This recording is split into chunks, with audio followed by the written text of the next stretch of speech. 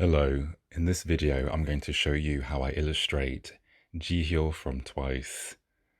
This is inspired by one of my favorite K-pop groups, and they're just about to have their new comeback with More and More any minute now, probably by the time this is uploaded.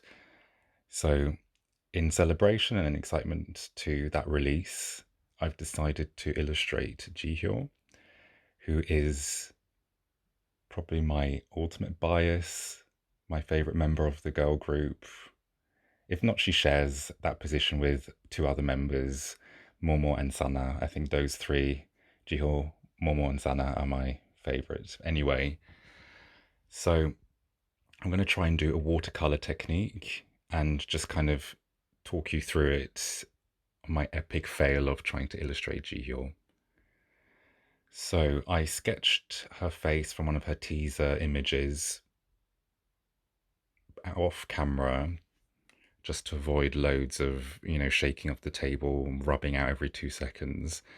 And then I rubbed out again lightly those pencil lines to only have a blueprint of the outlines, because with using watercolor, you don't want to leave too much pencil, because once the water and the watercolor goes over the pencil, you'll still be able to see the pencil underneath and you can't ever rub it out again.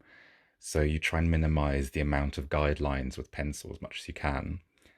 And you wet the paper. And I just showed you those two inks. I used these Winsor Newton inks. I have only three colors at hand. One is orange, one red, one purple. And I'm going to try and do this whole illustration with just those three colors. Obviously, I could use a proper watercolor set, which I have to the left of me, but I don't even know why it's there. I never even touched it or used it. I just used the inks. So with this method, you pre-wetten the paper and then you just dip the ink into the pre-wetted areas.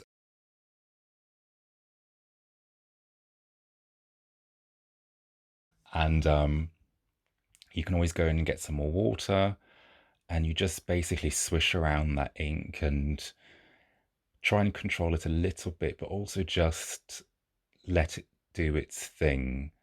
The beauty of this technique is that it's quite fast, and the random patterns that the water in the ink creates can be quite beautiful if done properly. I mean, this illustration I think will be a tutorial on how not to.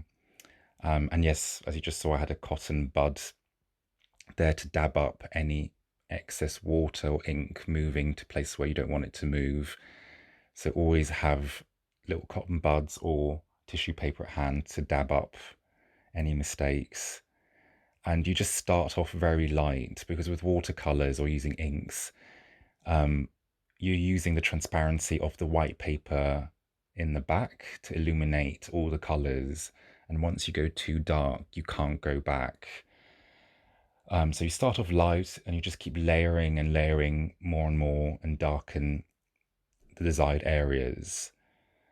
At this point, I was already getting quite frustrated with this illustration because it was just very difficult to capture Jihyo's likeness.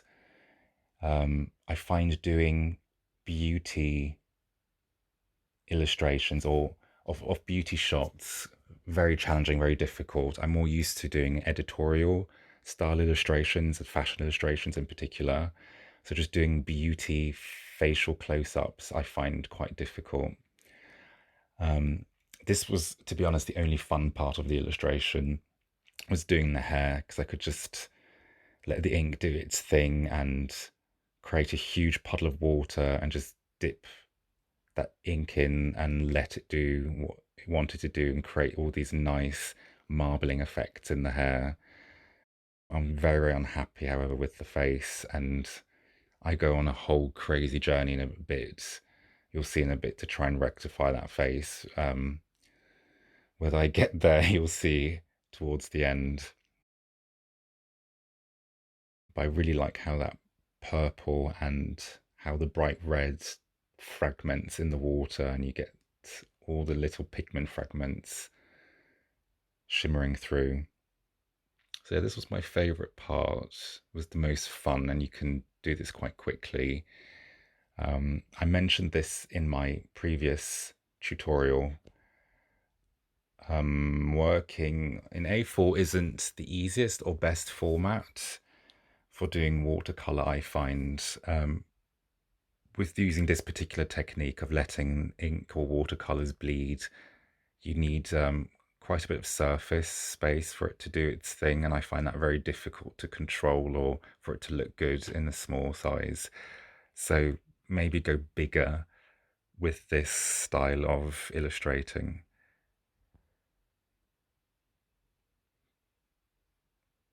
Yeah, so whilst I let that dry, I just go in a little bit more in the face, try and pick out those details.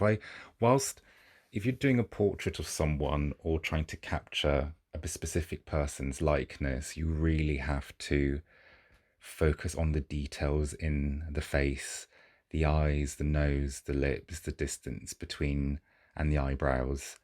Those facial features make or break capturing someone's likeness. And for some reason, I'm not sure. You can see it's her a tiny bit. That purple I added on the forehead was a massive mistake. You'll see what I do in a bit to try and get rid of that. So yes, you can see here I've added detail in the eyes. Try to brighten it up a little bit with one of my Faber-Castell white pencils. And I did the eyelashes and the outline of the iris and pupils with my uni ball pen. I used the 0.05, which is so extremely fine. I don't think it's practical at all. I picked loads of these up years ago. They're so fine you can draw individual lashes, but it's a bit overkill how fine it is. These are the inks I've used. So I've had this one Pelikan purple ink, which I had from my school days. It's probably about 20 years old. And the Winsor Newton inks, which I picked up also during my uni days and never threw out. So yes, because I hated the illustration so much, it's actually not too bad. If you squint a bit, you can see it's her, but for some reason, I was unhappy. It was probably about 3 o'clock in the morning at this point. So I decided to paint over the entire thing with acrylic gouache, with acrylic paint, essentially. Which didn't make anything better, as you'll see in a bit. But I tried to brighten up the areas where too much ink darkened certain places, and yeah, and this is the result. It looks a lot worse. I mean, look at her face, so bad. So this is my advice is really don't overdo things. Know when to stop, and if something really isn't working, know when to just give up. Or yeah, sometimes less is more. So here I'm now painting in with acrylic the little pearl details of the dress. I need to find out what dress that is. I really am eager to know what brand or designer that dress is from. Is quite beautiful. Yes, so the face is awful. So what I do, which you'll see in the end, whenever you start changing drawings or illustrations or artwork drastically, my advice is document each stage. I I scanned the watercolor bit before I added on this layer of acrylic, and I added the acrylic over a thin sheet. So it's not actually directly on the watercolor, just in case I've messed it up, I could always go back to the original. So here you can see left is the final watercolor version.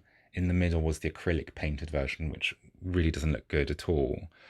So what I decided to do is to overlay both of them on top of each other in Photoshop, fiddle around with the opacity so it's just half of the acrylic shimmering through over the original watercolor, and you get the final result, which is Jihyo on the far right, which is my favorite. I managed to get rid of some of that purple on the forehead through blending the acrylic, painting over the top, and added a slight pink background just to soften everything a bit more.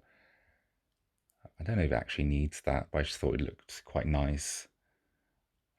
So it wasn't all for nothing, the acrylic layer and all of that. I managed to use them all by layering them on top of each other. And on the far right is the final result. You can see better quality images of this on my Instagram. So my Instagram you'll find below in the description or on my page. I'll be doing a lot more Twice illustrations in celebration of their More and More release. I can't wait to hear it. I think my next one will be of more and then Sana.